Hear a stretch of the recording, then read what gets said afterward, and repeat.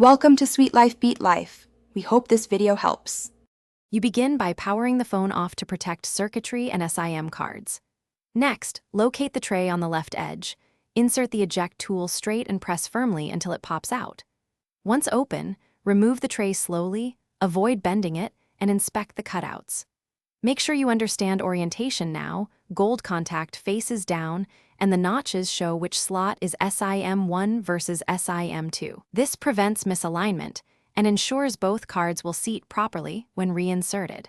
You now place both SIM cards into the tray, starting with SIM1 in the primary slot. This controls default cellular data and eSIM behavior. Align each card so the gold contacts face down and the angled corner matches the tray. Press until you feel a gentle click. If one card needs an adapter, make sure it sits flush and does not raise the card height. Once both cards sit flat and secure, double-check their positions before you slide the tray back into the phone. Once the cards are seated, reinsert the tray with the same orientation, push gently until it clicks and sits flush.